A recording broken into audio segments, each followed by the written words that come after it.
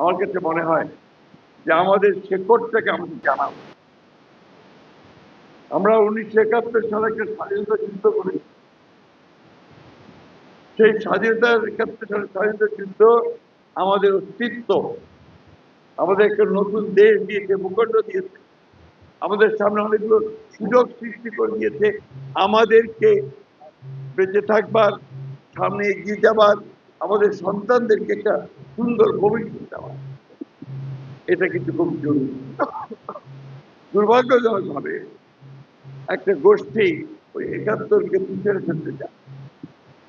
71-কে পিছনে ফেললে আমি আমার অস্তিত্ব চর্চা করব। সেই জন্যই আমি সবসময় এই কথা জোর গলায় বলি, 71 হচ্ছে আমার মূল অস্তিত্ব, এটাকে নিয়েই আমাকে দিলাম।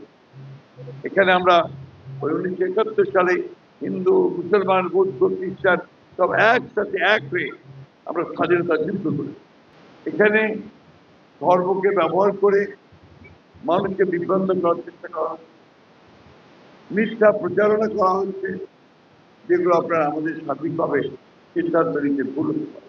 প্রিয় ভাই বোনেরা, নির্বাচন একটা 5 বছর একটাই আছে, আর যে ভোট আমরা দিই এই ভোটকে কিন্তু বলা হয় পবিত্র আমানত। আমরা বলি আমানত। এটাকে আমাদের ধর্মের ভাষায় বলে এটাকে খেয়ানত করা উচিত না, অর্থাৎ এটা নষ্ট করা উচিত। আমরা সেই ব্যক্তিকেই ভোটটা দিব যে ব্যক্তি সঠিকভাবে সেই ভোটের মর্যাদা রক্ষা করবে। এটা একটা ইম্পর্টেন্ট ব্যাপার, যে আপনারা যে ভোটটা দেবেন নিজের বিবেচনায় সঠিকভাবে ভোট দেবেন। কারণ বিভিন্ন ভোটের সময় মানুষ বিভিন্নভাবে মানুষকে বিভ্রান্ত করে। আপনার কাছের লোকটাকেও চিনতে ভুল বুঝায় বিভিন্ন হবে। দুর্ভাগ্যজনক ভাবে আমাদের ঠাকুরগাতেও সেই কাজটা হচ্ছে।